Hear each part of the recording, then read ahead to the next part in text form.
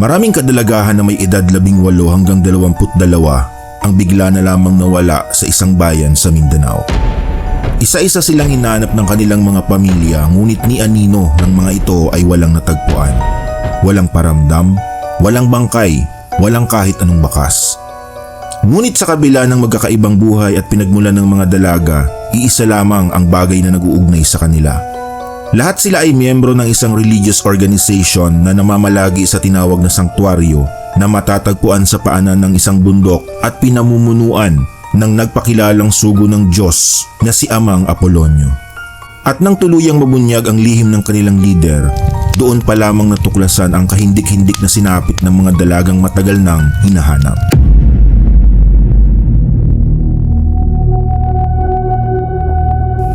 Labing-walong taong gulang si Florisa nang mahikayat siya ng isang kaibigan sa universidad na sumali sa isang relihiyosong samahan. Sa mga unang buwan, naging maayos naman ang lahat. Mainit ang pagtanggap sa kanya at doon niya naramdaman ang isang bagay na matagal na niyang hinahanap. Isang pamilyang hindi niya natagpuan sa sarili nilang tahanan.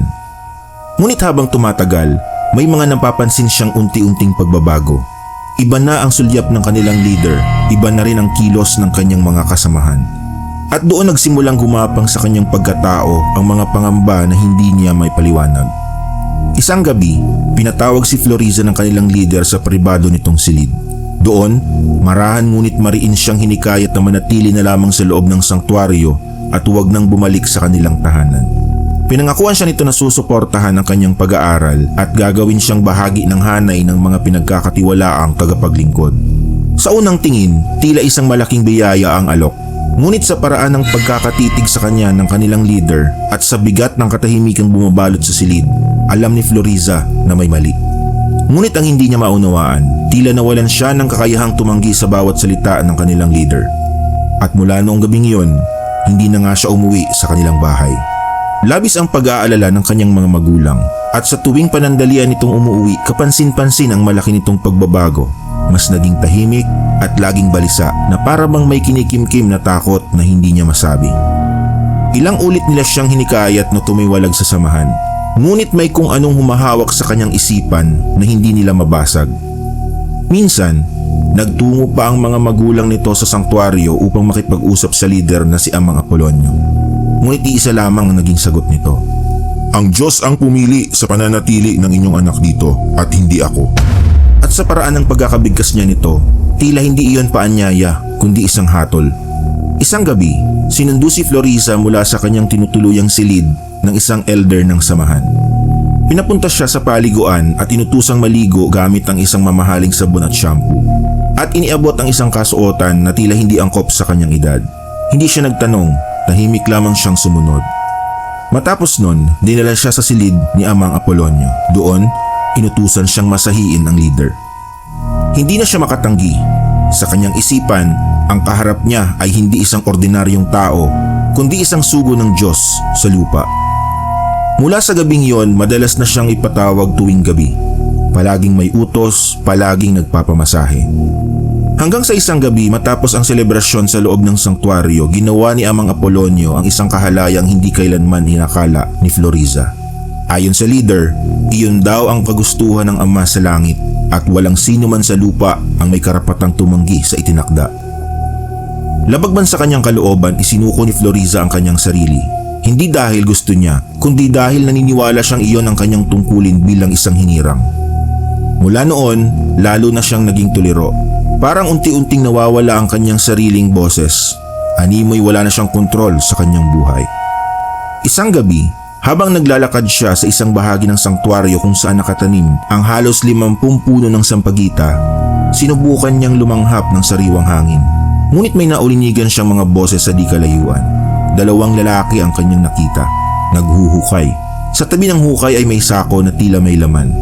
Agad siyang nagkubli sa likod ng isang puno. Tahimik na pinagmasdan ang kanilang ginagawa. Nang tuluyan ng ihulog ang sako sa hukay, marahan na ring umalis si Florisa at bumalik sa kanyang silid. Ngunit hindi na nawala sa kanyang isipan ang eksenang kanyang nasaksihan. Nilamon siya ng kuryosidad. Ano ang laman ng malaking sako? At bakit sa kalagitnaan ng gabi isinasagawa ang paghuhukay? Mula noon, madalas na siyang magising sa gitna ng dilim. Inuulit-ulit sa kanyang isipan ang tunog ng pala na tumatama sa lupa. Makalipas ang ilang linggo, muli siyang pinatawag ni Amang Apolonio. Sa malamig at mariing tinig, sinabi nito na kailangan na nilang magpakasal sapagkat iyon daw ang utos ng Diyos. Nabigla si Florisa. Alam niyang hindi lamang siya ang naging asawa ng leader. May ilan pang mga dalagang kasapi sa samahan na nauna sa kanya. Ngunit sa kabila ng kanyang pag-aalinlangan, wala siyang nagawa. Sa mundong ginagalawan niya, ang pagtanggi ay hindi lamang kasalanan, kundi isang pagtalikod sa Diyos. Matapos ang kanilang kasal, tuwing Miyerkules nang natutulog si Florisa sa silid ng leader. Sa ibang mga araw, ibang spiritual wife naman ang kanyang katabi. Isang hating gabi, hindi makatulog ng maayos si Florisa. Ramdam niyang bumangon si Amang Apolonio mula sa kanilang higaan. Tahimik itong nagbihis at lumabas ng silid.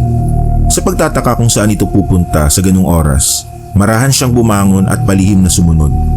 Dahan-dahan siyang naglakad sa dilim, iningatan ang bawat hakbang upang hindi marinig.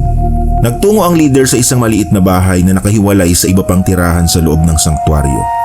Isang lugar iyon na mahigpit na ipinagbabawal sa lahat ng miyembro maliban kay Amang Apolonio at sa ilang piling elders ng samahan. At sa sandaling iyon, lalo niyang naramdaman na may lihim na hindi dapat malaman ng kahit sino ang nakatago sa loob ng bahay na iyon. Nang sumilip si Florisa sa isang maliit na butas sa gilid ng bahay, doon tumambad sa kanya ang isang kakaibang altar. Nakaluhod si Amang Apolonio, paulit-ulit na nagwiwika ng mga salitang hindi niya maintindihan. Sa harapan nito ay nakatayo ang isang malaking rebulto, anyo ng isang nilalang na hindi kailanman maiuugnay sa kabanalan, isang demonyo. Nanlambot ang kanyang tuhod. Ang lalaking nagpakilalang sugo ng Diyos ay sumasamba pala sa kadiliman. At nang igala pa niya ang kanyang paningin sa kabuuan ng silid, lalo siyang nanghilakbot. Sa isang dingding, nakasabit ang mga bungo ng tao. Ang dalawa sa mga iyon ay hindi pa tuluyang nalalansag ang laman. Napaatras siya, halos mawalan siya ng hininga sa matinding takot. Dahan-dahan siyang lumayo sa lugar at bumalik sa kanilang silid. Humiga siya at nagpanggap na natutulog nang marinig niyang bumalik ang leader. Hindi siya agad tumakas. Alam niyang kapag nalaman ni Amang Apolonio na natuklasan na niya ang lihim nito, hindi na siya makakalabas ng buhay. Sa gabing yon, tuluyan ang nabasag ang kanyang paniniwala. Ang sinalihan niyang samahan ay hindi relihiyon, kundi isang kulto na sumasamba sa demonyo. Ang kanilang leader ay may malakas na kapit sa mga otoridad at politiko, kaya walang sino man ang naglakas loob na kumalaban. Mula noon, lihim niyang plinano ang kanyang pagtakas. Pinag-aralan niya ang galaw ng bawat miyembro, ang oras ng bantay, ang pagbukas at pagsarado ng mga daanan. Hanggang sa isang gabi, habang paalis ang nagdi-deliver ng mga gulay sa loob ng sanktuaryo, palihim na sumakay si Florisa sa likod ng truck. Animoy pinigil niya pati ang paghinga, hindi siya gumagalaw, nanatili na lamang siyang nakatago sa gitna ng mga bayong ng gulay. At nang huminto ang sasakyan sa isang gasolinahan, agad siyang bumaba at hindi na lumingon pa. Mabilis siyang nagtungo sa estasyon ng bus patungo sa kabilang probinsya. Doon siya nagsumbong sa mga otoridad sapagkat alam niyang sa kanilang lugar malakas ang kapit ni Amang Apolonio. Humingi ng tulong ang lokal na pulisya sa National Headquarters upang magsagawa ng malawakang raid sa sanktuaryo. Napag-alaman din nilang matataas na kalibre ng baril ang nakaimbak sa loob ng sanktuaryo. Isang madaling araw, isinagawa ang operasyon.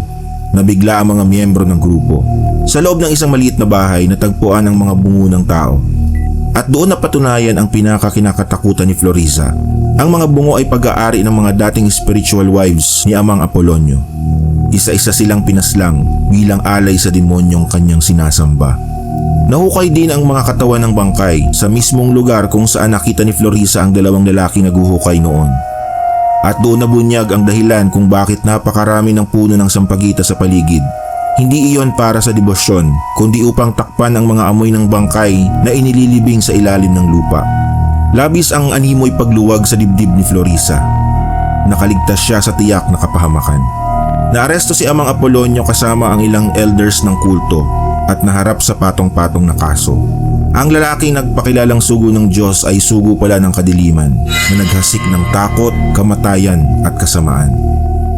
At nang malapit nang matapos ang raid ay bumulaga sa mga otoridad ang kahong-kahong shampoo at conditioner sa isang bodega. Napailing na lamang ang mga kapulisan.